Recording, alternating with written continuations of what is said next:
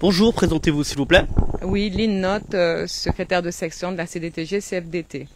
Nous sommes toujours donc à l'IMED, on était venu il y a quelques semaines de cela, apparemment un problème de négociation avec la direction. On rappelle que c'est à cause du pass sanitaire que vous êtes dans cette situation.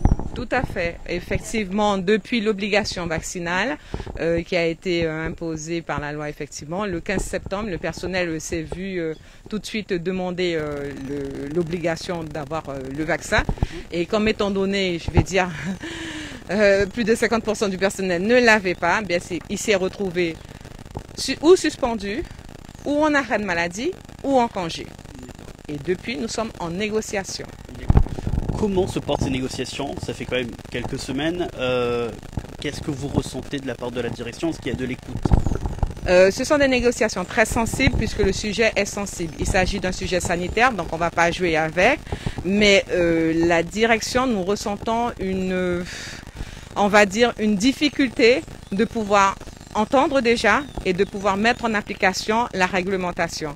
C'est-à-dire par rapport au pass sanitaire et surtout la réglementation par rapport au fait de ne pas respecter les instances, puisqu'il y a des instances et cette réglementation, avant de la mettre en place, il aurait dû y avoir un CHSCT, chose qui n'a pas été faite en amont. Nous avons vu des personnes venir vacciner des collègues juste avant avoir entendu le 30 août que nous étions obligés d'être vaccinés, sinon nous serions suspendus. Le même jour, l'après-midi, il y avait une caravane qui est venue pour vacciner. Des collègues qui me disent je ne sais pas quoi faire, je suis obligé de me vacciner, sinon je ne serai pas payé. Donc le problème, il est là. Il est parti de là. D'autre part, nous avons des transporteurs qui ne sont pas vaccinés. Nous avons des personnels en restauration qui ne sont pas vaccinés. Des personnels sur le plan administratif, ils ne sont pas vaccinés. Donc comment la structure fonctionne aujourd'hui? Eh bien, depuis quelques jours, nous avons constaté que nous avons une dizaine de jeunes qui sont là, d'autres familles qui nous appellent, nous sommes suspendus, pour nous dire mais pourquoi mon enfant ne vient pas le chercher? Donc ils n'ont pas d'informations, ils ne sont pas informés de ce qui se passe et du jour au lendemain, ils découvrent que ça fait 2 semaines qu'ils sont encore à la maison. Pourquoi? Parce qu'à l'IMED, pas d'informations, mais pas aller chercher les parents, viennent ici pour pouvoir signaler cela. On a notamment le président de la CTG, M. Gabriel Serville, qui est venu pour intervenir notamment. Est-ce que vous avez senti une avancée grâce à sa présence?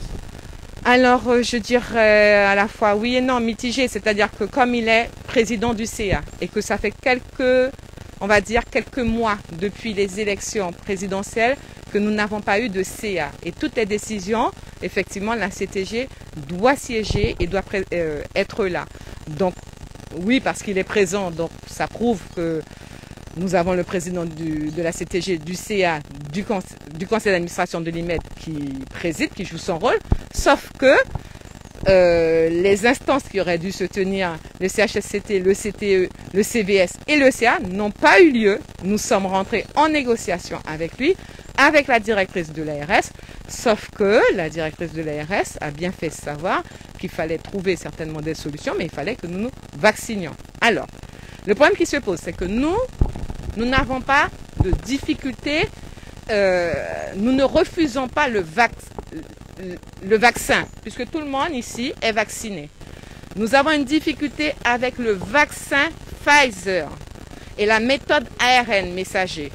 On va dire que nous maîtrisons très mal, et d'autre part, quand nous allons sur le site pharmacovigilance, dont le docteur Djoussou a parlé aux actualités hier, sur lequel on met tous les incidents, nous avons constaté sur un rapport de juillet à août 2021, sur 2 mois, il y a eu 905 morts du vaccin Pfizer. Donc nous nous posons la question, pourquoi l'ARS insiste à nous demander cette obligation vaccinale, surtout que quand nous sommes vaccinés et si nous avons des soucis de santé, quand on a demandé à la direction qui en portera, assumera les conséquences, ils nous ont répondu le médecin traitant, le médecin qui nous a piqué. Sauf que c'est dans notre structure qu'on nous oblige à être vaccinés. Donc il y a quand même 2 poids 2 mesures, il y a un problème à ce niveau-là. Donc nous avons proposé à ce qu'il y ait une possibilité d'être vacciné par une autre méthode de vaccin. Aujourd'hui, on entend parler que l'Institut Pasteur met en place un vaccin et qu'ils veulent faire des tests, qui s'est proposé aux Antilles. On n'en parle pas encore en Guyane. J'espère qu'ils en parleront pour la Guyane parce que nous sommes plus ouverts à ça. Et sur le plateau, le docteur Diossou a dit effectivement qu'il serait ouvert à un autre type de vaccin. Donc ça pose problème de ne pas être entendu et de vouloir absolument nous infliger un vaccin sur lequel il y a des cas graves et il y a même des décès. 905 décès en 2 mois, c'est énorme pour nous. Alors, on comprend bien, hein, vous parlez de vaccins grâce à l'Institut Pasteur, c'est quelque chose qui pourrait prendre du temps, et justement, en ce moment, le temps, on n'en a pas. Est-ce que, justement, cette méthode de vouloir essayer de vacciner plus rapidement de la part du gouvernement ne serait peut-être pas une solution pour essayer de sortir au plus vite de cette pandémie? Alors, on entend, mais à ce moment-là, il faut qu'ils le disent. Qu'il y a des risques, qu'il y a des cas graves, qu'on peut mourir et qu'ils nous préviennent et que nous ayons un consentement libre. C'est-à-dire que la personne qui se fasse vacciner, elle choisisse qu'elle a un consentement éclairé et qu'elle choisisse librement, oui, je veux me faire vacciner avec ce vaccin en sachant que je peux en mourir aussi. Le Pfizer est l'un des meilleures marques de vaccins en ce moment. Pfizer est l'un des meilleures marques de vaccins peut-être pour vous, c'est-à-dire qu'effectivement il a créé peut-être moins de morts que les autres, mais aujourd'hui il a dépassé le nombre de morts que les autres puisqu'on voit bien qu'on continue à vacciner avec Pfizer et on continue à avoir autant de morts. Pourquoi pharmacovigilance donne autant de décès? Répondez-nous à cette question si vous pouvez. Le docteur Diossou, ce serait intéressant qu'il puisse répondre à cette question, ainsi que les autres médecins qui insistent sur cette vaccination obligatoire. Nous avons entendu. Je pense qu'au niveau de l'IMED, je représente mes collègues, mes camarades, ils ont entendu. Et il n'y a pas que des collègues, c'est l'ensemble du personnel, tout personnel confondu. Ils ont entendu qu'il y a cette obligation vaccinale. Ça, ils l'ont compris. Sauf qu'ils disent, ce vaccin Pfizer, ce vaccin Moderna, ces vaccins ARN messagers me posent problème parce que je ne sais pas si je vais y passer.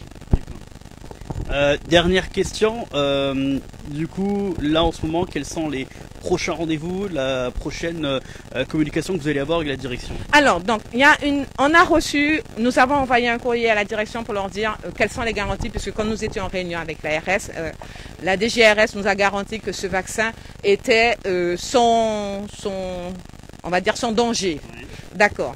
Nous avons justement demandé à la direction de nous répondre à ces questions par écrit que ce vaccin serait sans danger. Qu'est-ce qui s'est passé? Aujourd'hui, nous avons reçu un mail de la direction qui nous transfère un mail de la DGRS qui nous dit que ce vaccin serait probablement sans danger. On va dire ça, comme ça.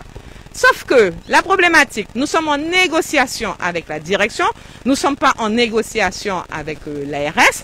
La direction de l'IMED, c'est bien Madame Haidt. Et cette dame ne nous a pas encore reconvoqués dans une négociation pour répondre aux différents points du préavis de grève.